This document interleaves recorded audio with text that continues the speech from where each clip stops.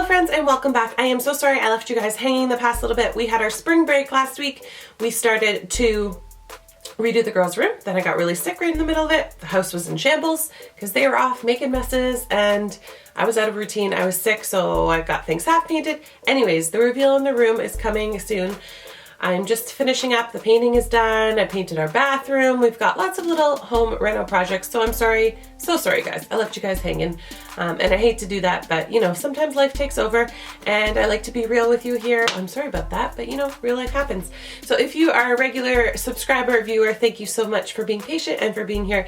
If you are new here, my name is Kait and I talk about mom life, foster care and adoption, parenting, a little bit of mama beauty, and I really want to inspire you to create an impact and live a beautiful life. So that is what you will find here on the channel. If you are interested in any of that, hit the subscribe button down below, click the little bell beside it, you'll get notified when I release a new video. Yeah, and that's all I have to say. So let's get right into it. So I get this question a lot, and I'm sure if you're a foster parent, you get it often as well. But I don't know how you do it. I couldn't do it. I don't know how you do what you do, you know, variations of that sort of comment.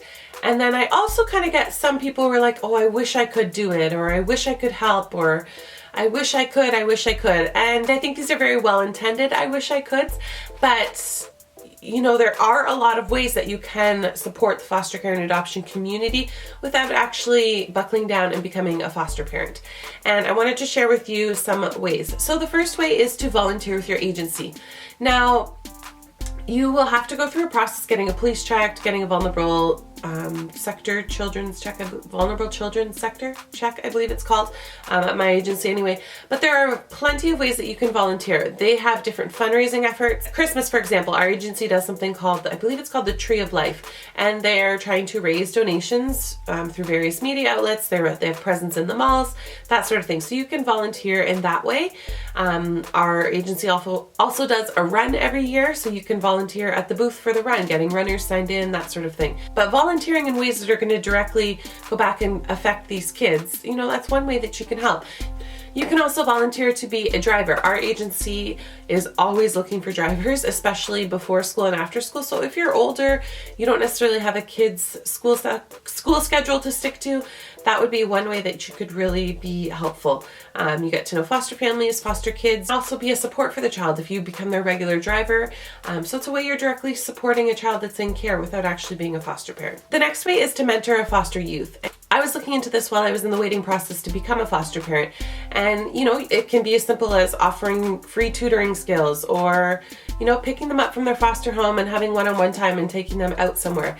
Many different agencies offer programs like that, so that's something that I would definitely look into. Not necessarily only helping to mentor a youth, but helping to mentor another mother who's had their kids in care, or they're just recently back in care, or they're, you know, threatened of being taken into care because she maybe just can't get a hold on the house or the cleaning or whatever it may be. If you really have a passion for working with families and helping to see families restored, then, you know, maybe being a volunteer in that way and mentoring another mom and showing them, you know, how to run a household and how to keep things organized for their kids' school and how to make sure their kids are bathed every day. Simple things like this. You know, not every mother has had that mothering experience. So when they go on to mother their own children, they really need a lot of help and a lot of guidance. And, you know, maybe they're on the brink of having their kids taken into care because they're not showing that they can fully care for them properly. Sometimes all they need is just another mom who knows these kind of things that can help them. So that's another way that you can help. Another way, and for me, this is the most important way that when people say, how can I help you, is just pray. Foster care is an emotional roller coaster, as you guys have heard me say many times before, and there's many ups and many downs, and these kids, these families, and my family, we need your prayers. You know, if that's the only thing you can do is offer up prayers, that's an amazing thing to do because, you know, we're in the trenches.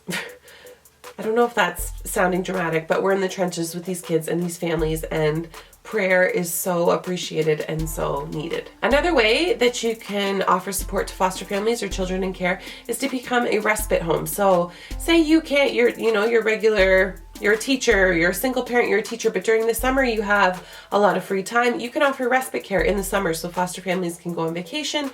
They can't always necessarily take their kids out of state or out of country. or sometimes they just need a break. You know, they may have a really hard case that's really weighing because that child fights with their biological child all of the time, and the family just needs a break for the foster placement to continue. So you can offer to be a respite home. There's babies in the NICU that need to go home to a family or go home to an individual that can provide unlimited care for them for a short period of time until they can be placed into a regular foster home. So there's many needs and reasons why respite care is needed. And if it's something that you think you can do, I know people that just do respite care and just help out when they can and only have children in their home a few weeks of the year. But it is a great, great help. Another way to really bless foster families and foster children is to start a support group. And this can be a group within your church, within, your close circle of friends, whatever it may be, but finding families that you can help support and bless. So maybe that's, one of you from the support group goes and helps and does some cleaning, or you do a meal train when a foster family is getting a new placement, or you attend the zoo with them so that they have another set of adult eyes on their large family. Just little things like that. It's very hard for foster families and specific large foster families to do kind of the normal family everyday stuff because maybe there's not enough car seats or seats in their vehicle to take all of their kids somewhere at once. Getting a healthy, nutritious meal on when you've just taken in 2 medically fragile children, that sometimes can be hard. So just supporting the family in the rest of the way. So starting a support group, maybe among your church or among a group of friends that you can help to support foster families or families that have recently adopted, because there's a lot going on that family needs to focus on. So sometimes all those other extras kind of get forgotten about or just pushed to the back burner. So being a way that you can step in and bring those things to the front burner and just help out these families. Donate to a foster care cause. I'm going to link some down below that I follow on Instagram. But there's different foster care causes, whether that's providing clothing, backpacks for kids in care, whether it's doing reunification projects and trips and things like that for kids in care. Many out there that you can donate to, so I'll leave a few linked down below. Offer babysitting for a foster family. So this doesn't necessarily mean respite care, but maybe those foster parents just need to get out for a once a month date, and it's really hard.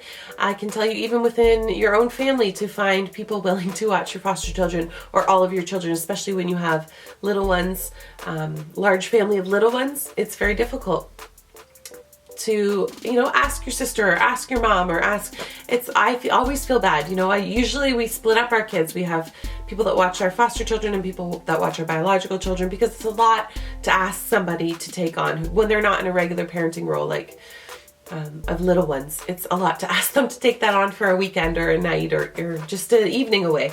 So do what you got to do, and it's usually just getting a police check done, but do what you got to do to be an approved babysitting family.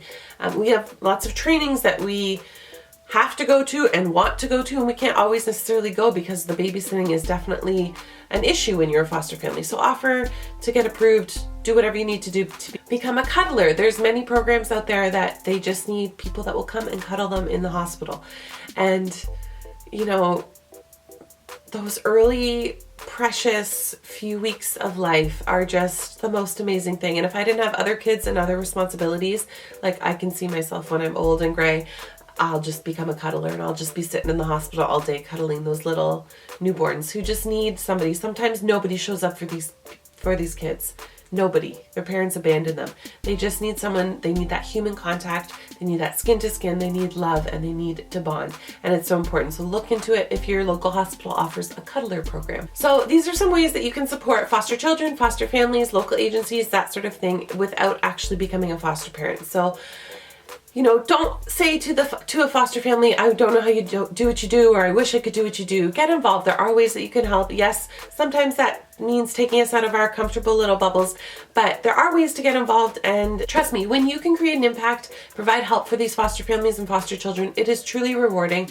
And you always feel better when you give back and you think outside of the box and just think of ways that you can help. There are many ways, and I'm sure one of these ways can resonate with you and what can work into your schedule and your beliefs.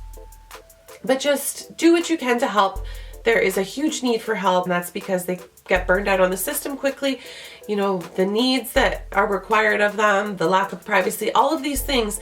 It is a lot to be a foster family. So if you can help these foster families, it may allow them to foster even longer and to help more kids and create an impact for even more children. Anyways, I hope this was helpful for you if you've been looking for ways that you can support the foster care community without being a foster parent. Check the links down below. There'll be some more information down there. Consider subscribing if you're new here. I'd love to have you. Like this video. It helps to share more awareness for the need in the foster care community. And I'll see you guys on the next one. Bye.